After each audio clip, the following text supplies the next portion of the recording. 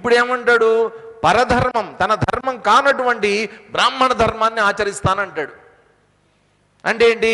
నేను వెళ్ళిపోతాను, నేను ఇక్కడి నుంచి, ఇది నాకొద్దు, నేను శాంతంగా ఉంటాను, ఇదంతా నేను చంపను అని అన్నాడు అంటేనే, అహింస వైపు వెళ్ళాడంటేనే క్షాత్రధర్మం వైపు వదిలిపెట్టేసినట్లు లెక్క.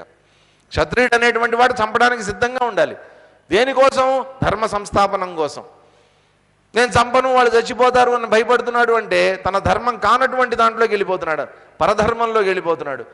కాబట్టి పరధర్మమైనటువంటి దాన్ని ఆచరించటం కన్నా స్వధర్మాన్ని ఆచరించటమే మేలు. అంటే ఏంటంటేనండి, నాకు తెలిసినటువంటి విద్య ఒకటి ఉంటుంది, ఆ తెలిసినటువంటి విద్యలో నేను ముందుకెళ్ళగలను. కానీ నాకు తెలియనటువంటి విద్యలో, నాది కానటువంటి విద్యలో, నేను నేర్చుకోనటువంటి విద్యలో అనవసరంగా వేలు పెట్టి దాంట్లోకి వెళ్ళాను అనుకోండి, భయావహ, భయంకరమైనటువంటిది.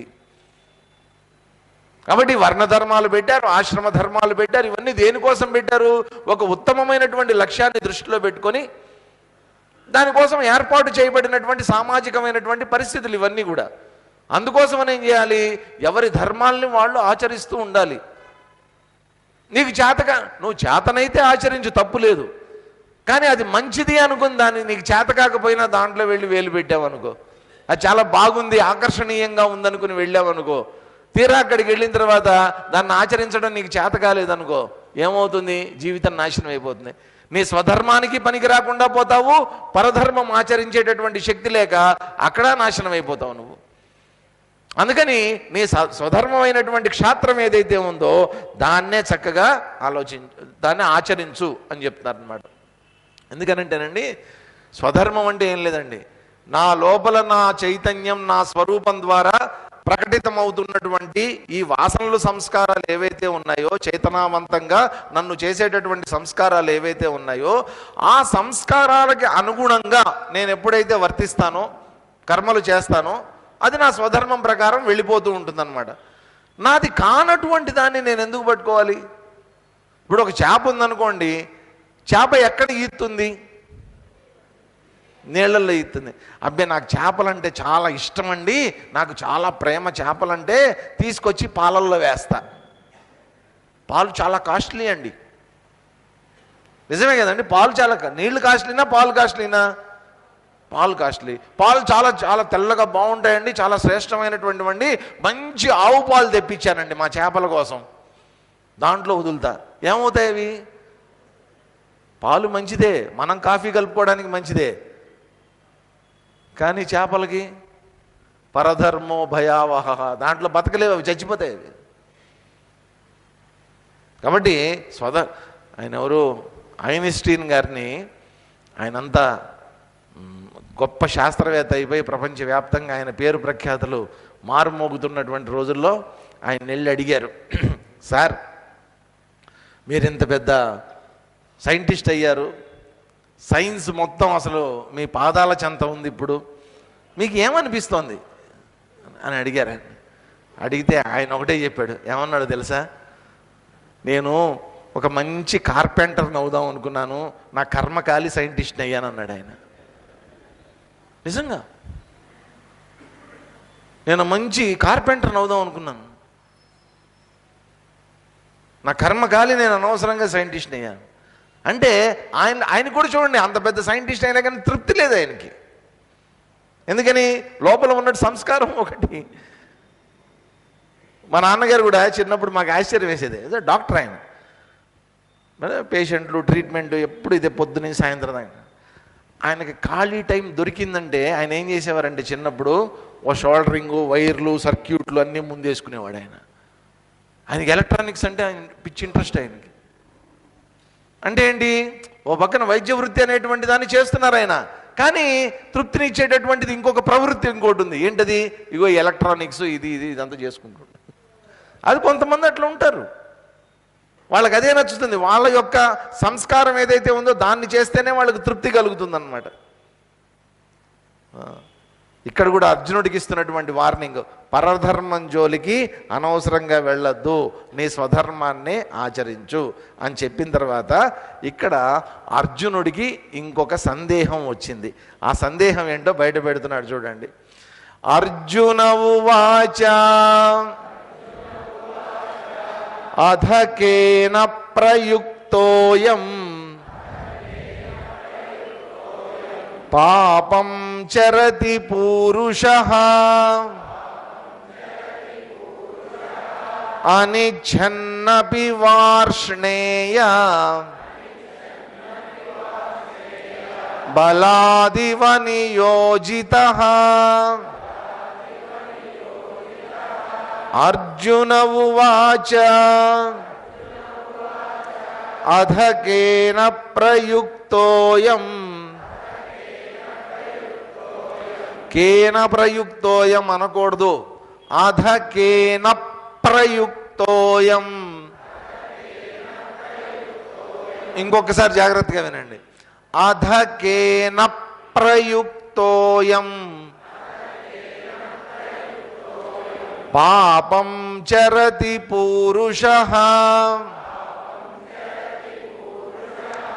అనిచ్ఛన్నపి వార్ష్ణేయ బలాదివ నియోజితః. అర్జున ఉవాచ. అర్జునుడు అంటున్నాడు, కృష్ణ వార్ష్ణేయ అని సంబోధిస్తున్నాడు చూడండి కృష్ణుణ్ణి. అంటే వృష్ణివంశీయుడా ఓ వార్ష్ణేయ, ఓ కృష్ణ. అధ ఇప్పుడు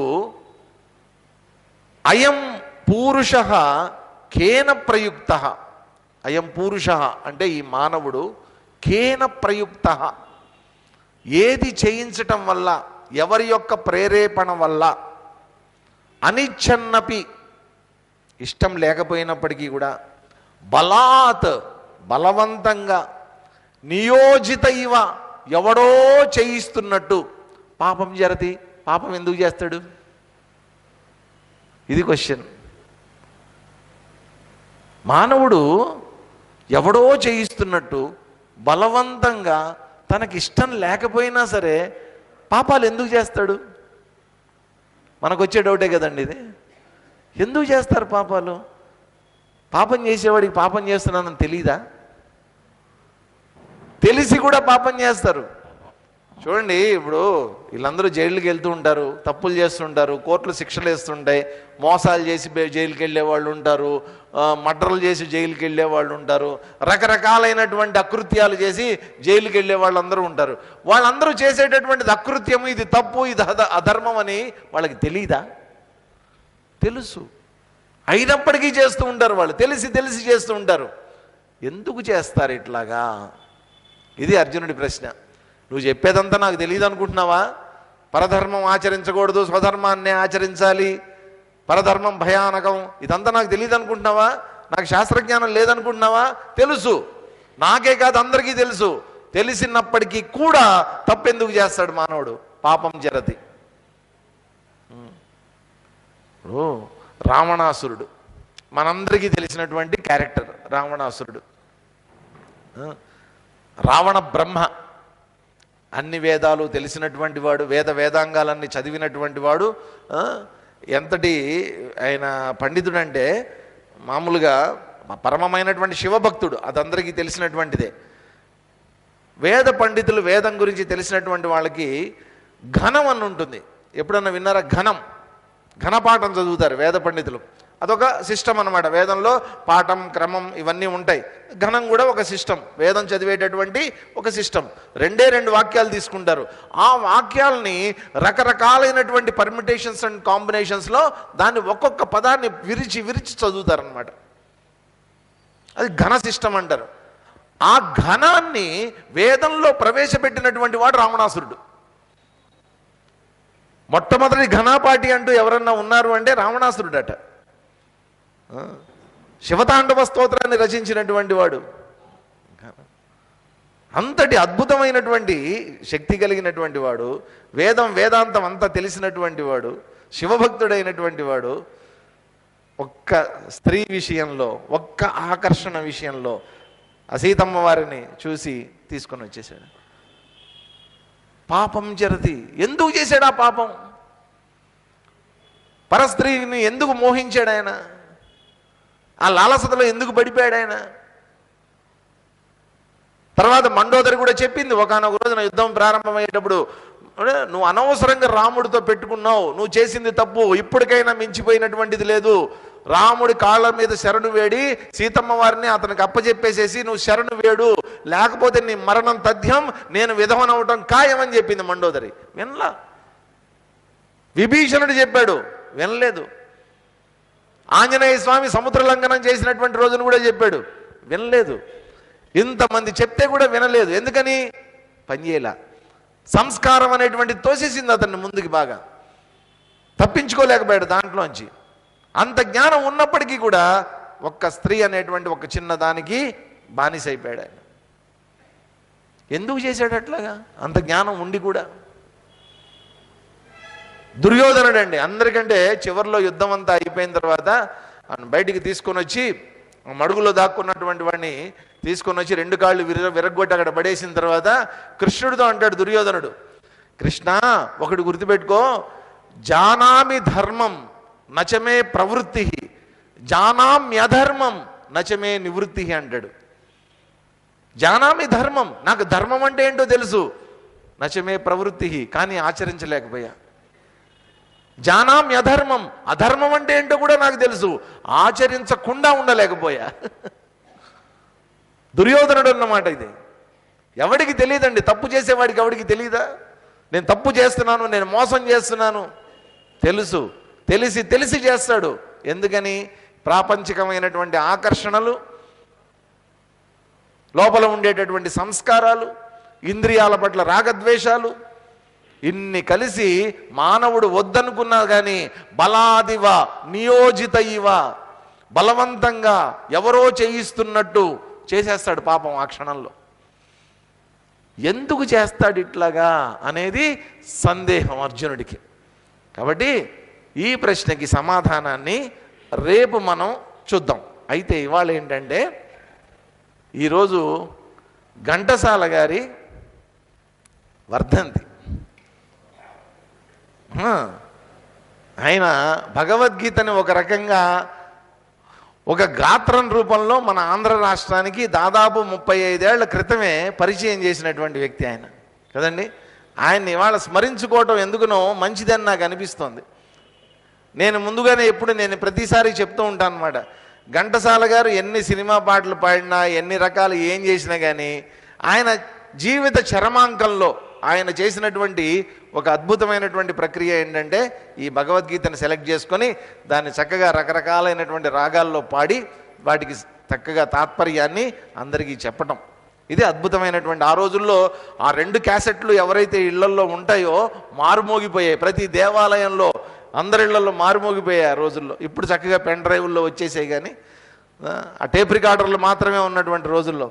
కాబట్టి కొన్ని శ్లోకాలు ఒక 10-15 నిమిషాలు ఎక్కువసేపు లేకుండా మన నాగరాజు గారు చక్కగా మనకి వినిపిస్తారు ఇవాళ.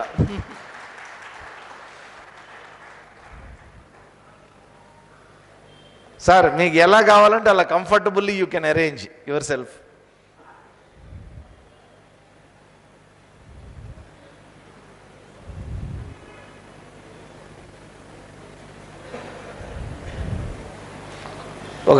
వంశీ ఒక చైర్ తీసుకురా, చైర్ తీసుకురా.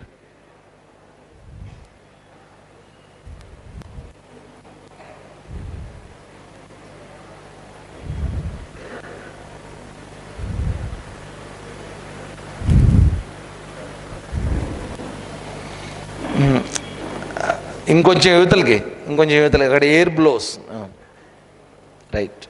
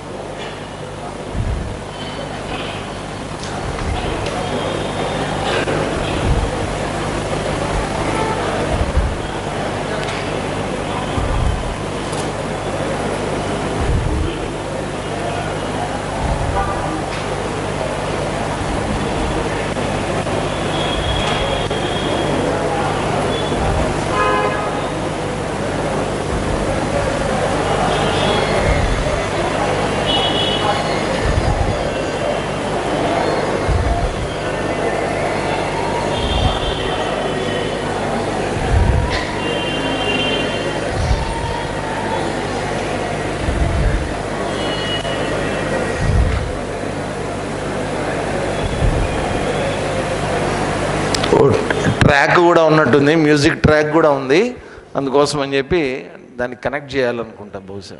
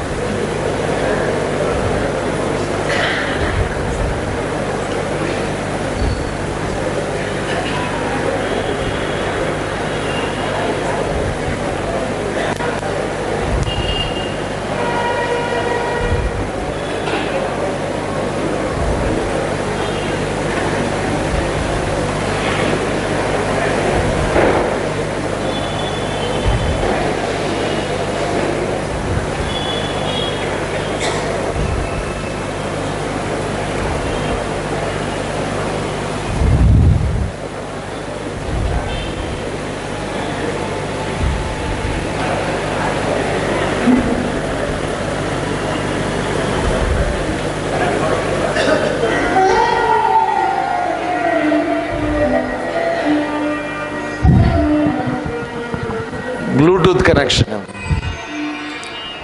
పార్థాయ ప్రతిబోధితాం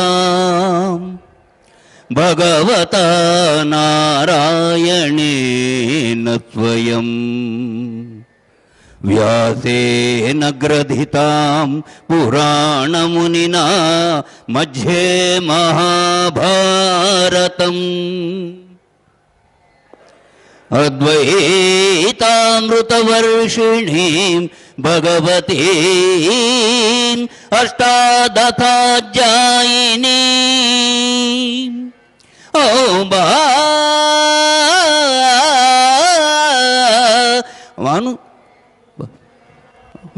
భగవద్గీతే భవద్వేషిణీం భగవద్గీతే భవద్వేషిణీం న కాంక్షే విజయం కృష్ణ న చ రాజ్యం సుఖాని చ కిం నో రాజ్యేన గోవింద కిం భోగైర్జీవితేన వా కిం భోగైర్జీవితేన వా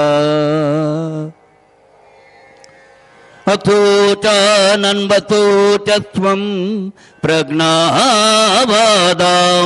భాషతే గతాసూన గతాసూం చ నానుశోచంతి పండితాః నానుశోచంతి పండితాః.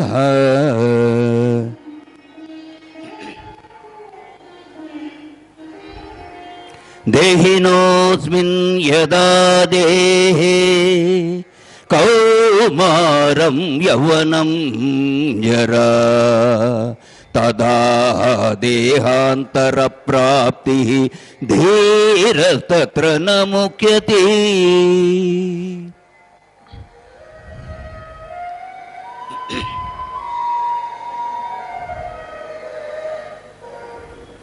వాసాంసి జీర్ణాని యథా విహాయ నవాని గృహ్ణాతి నరోపరాణి తథా శరీరాణి విహాయ జీర్ణా అన్యాని సంయాతి నవాని దేహి.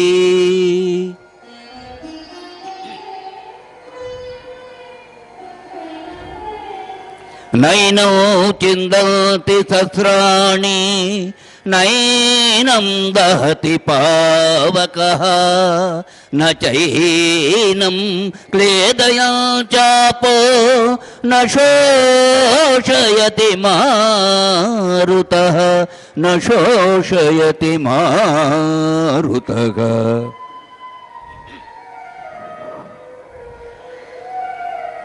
జాతస్య హి ధ్రువో మృత్యుః ధ్రువం జన్మమృతస్య చ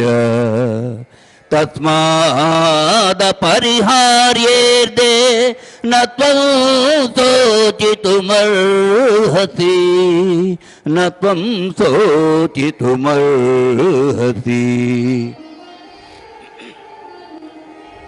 హతో వా ప్రాప్యసి స్వర్గం జిత్వా వా భోక్షసి మహీం తస్మాదుత్తిష్ట కౌంతేయ యుద్ధాయ కృతనిశ్చయః యుద్ధాయ కృతనిశ్చయః కర్మణ్యేవాధికారస్తే మా ఫలేషు కదాచన మా కర్మఫలహేతుర్భూః మా తే సంగోత్వ కర్మణి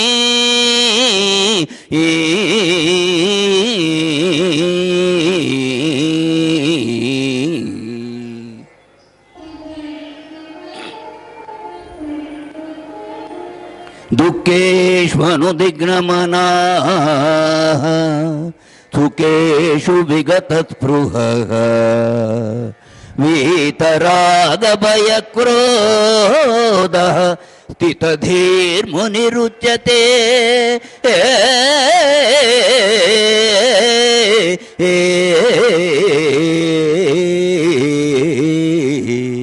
జాయతో విషయాన్ పుంసః సంగస్తేషూపజాయతే సంగాత్ సంజాయతే కామః కామాత్ క్రోధోభిజాయతే క్రోధాత్ భవతి సమ్మోహః సమ్మోహాత్ స్మృతివిభ్రమః స్మృతిభ్రంశాత్ బుద్ధినాశో బుద్ధినాశాత్ ప్రణశ్యతి బుద్ధినాశాత్ ప్రణశ్యతి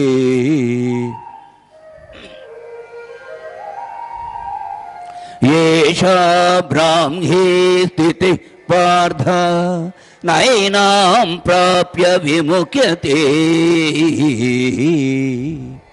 స్థిత్వా స్యామంతకాలేపి బ్రహ్మ నిర్వాణమృచ్యతి బ్రహ్మ నిర్వాణమృచ్యతి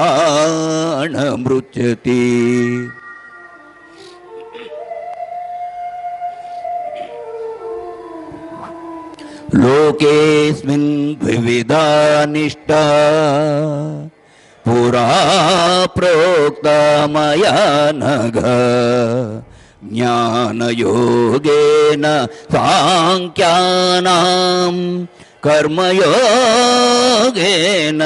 యోగినాం అన్నాద్భవంతి భూతాని పర్జన్యాదన్న సంభవః యజ్ఞాద్భవతి పర్జన్యో యజ్ఞకర్మ సముద్భవః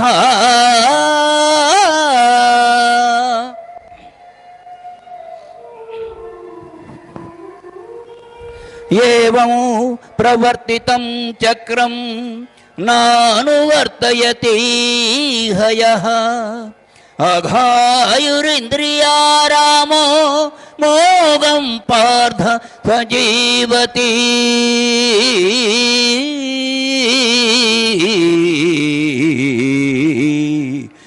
యజ్జదాచరతి శ్రేష్టః తత్తదేవేతరో జనః సయత్ ప్రమాణం కురుతే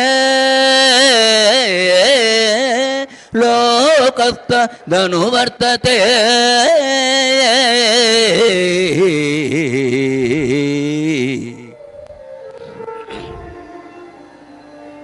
మయి సర్వాణి కర్మాణి సన్యస్యాధ్యాత్మచేతసా నిరాశీర్నిర్మమో భూత్వా యుద్ధత్వ విగతజ్వరః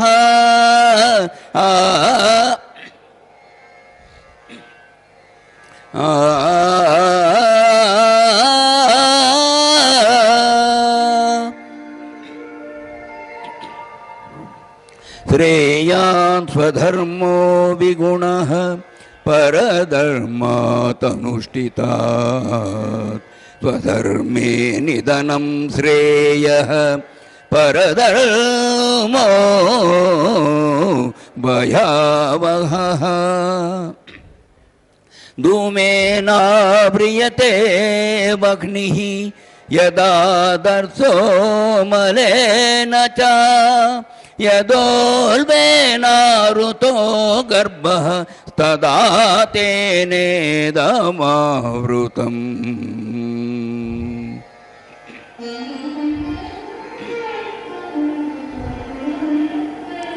యదా యదా హి ధర్మస్య గ్లానిర్భవతి భారత అభ్యుత్థానమధర్మస్య తదాత్మానం సృజామ్యహం.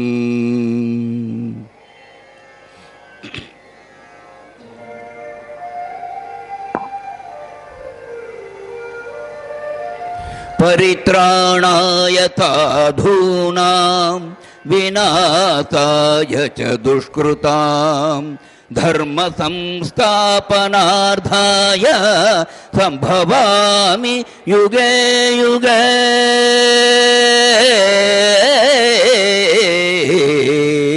సంభవామి యుగే యుగే.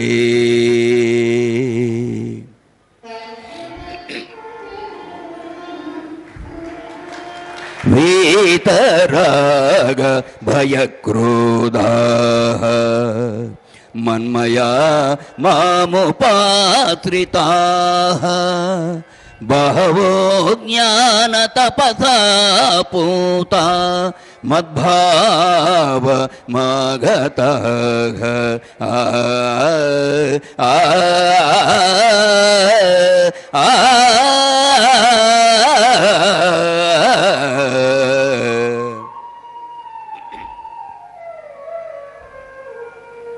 ఏ యథా మాం ప్రపద్యంతే తాంస్తదైవ భజామ్యహం మనోత్మానువర్తంతే మనుష్యా పార్థ సర్వతః. అందరూ కలిసి ఒకసారి గట్టిగా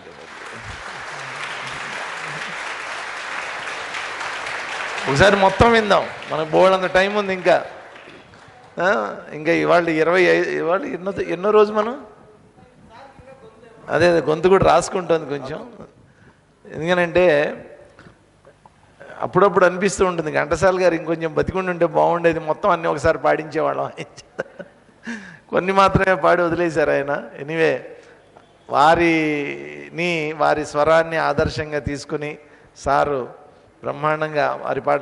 ఇవాళ యాక్చువల్గా సార్కి ప్రోగ్రాం ఉంది, ఘంటసాల గారి వర్ధంతి జయంతి అఫీషియల్గా అనంతపురంలో బాలసముద్రం నాగరాజు గారు నిర్వహిస్తారు ప్రతి సంవత్సరం అఫీషియల్గా. కానీ ఈ సంవత్సరం ఏంటంటే మన కార్యక్రమం కోసం ఆయన కార్యక్రమాన్ని ఆపేసుకొని అది వేరే వాళ్ళకి అప్పచెప్పి మళ్ళీ ఇక్కడ అయిన తర్వాత కూడా ఆయన మళ్ళీ అక్కడికి వెళ్ళి పాడాలి ఆయన. అందుకోసం అని చెప్పి కొద్దిసేపు వారి గానామృతం కూడా మనకు వినిపించారు. చాలా చాలా చాలా ధన్యవాదాలు.